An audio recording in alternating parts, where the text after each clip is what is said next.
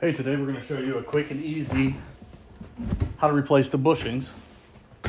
So if you notice here,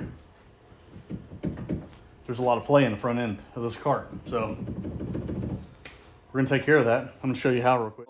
Go, go, go, go, go, go, go, go, go, go, go, yeah.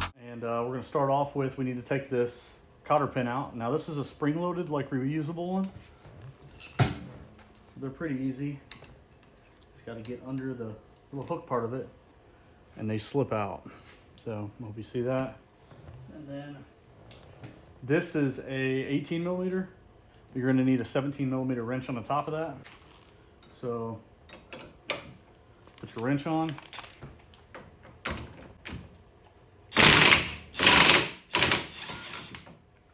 And then these, sometimes you need a ball joint separator or a tie rod separator, but this one seems to come out all right. So push that up out of the way. Next thing we're going to take out is the bolt here and the bolt here. You'll need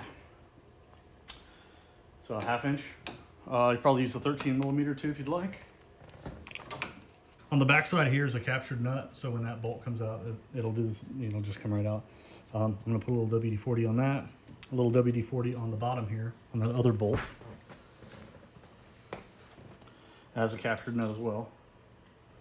So just a little bit of lubrication on there.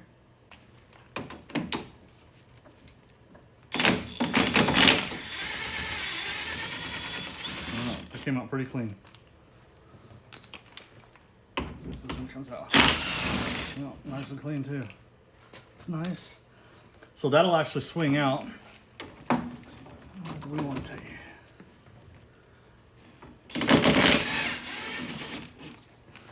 All came out really nice. So the shock one is shorter. And then this whole ordeal, a little bit of effort. I keep the shock out of the way. Let's see. Okay, so there's your spindle, your hub, and all that kingpin. Kingpins feel nice.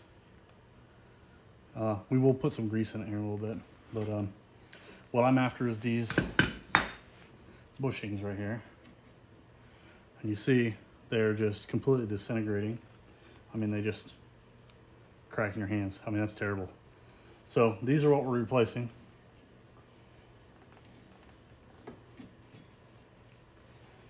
And they just, now I'm gonna hold on to the sleeve because I'm gonna put that back in there, but I mean, it's hard and brittle and that's due to crack at any time. So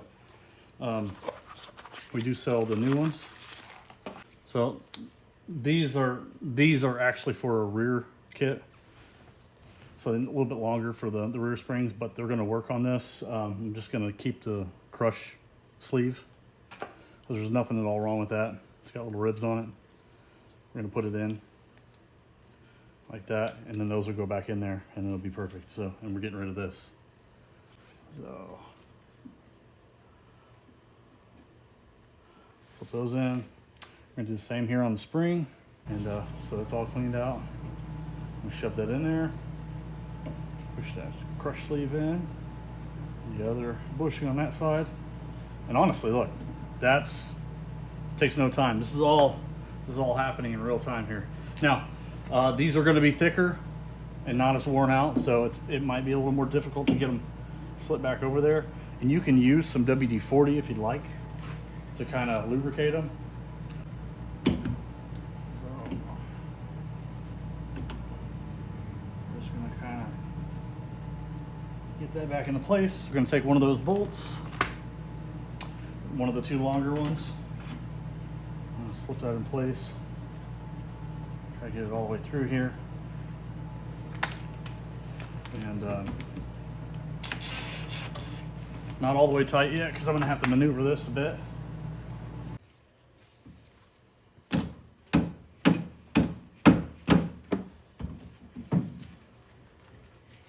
Sometimes they are a bit finicky to just get them into place here.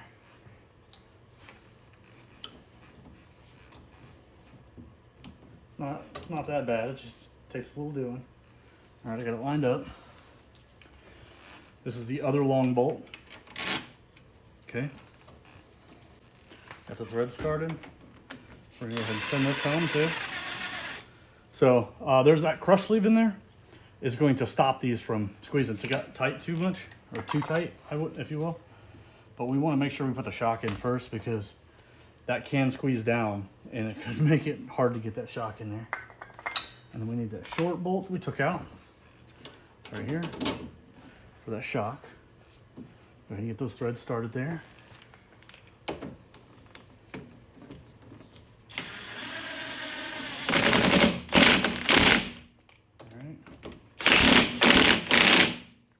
Top one's tight.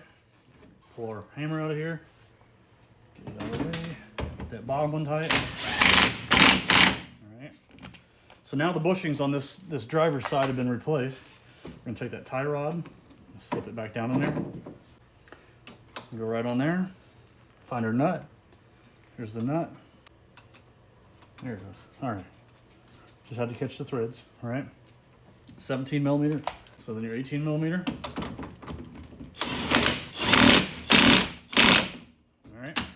Now remember that clip that we took off, that weird spring-loaded one? Let's stick that on here. We're gonna pull that piece down and allow it to lock in, and then there it goes. And that's it. That makes a world of difference in the amount of play that's in that. They do inherently have a slight amount of play in them just because that's the way they work. But I'm gonna clean this up, wipe it down. I'm gonna throw a little bit of grease in there for that kingpin, and then this will be ready to go. Thanks for watching. For all your golf cart parts, accessories, and repairs, check out knockoutcarts.com, and also comment, rate, and subscribe. It really helps the channel. We'll see you next time.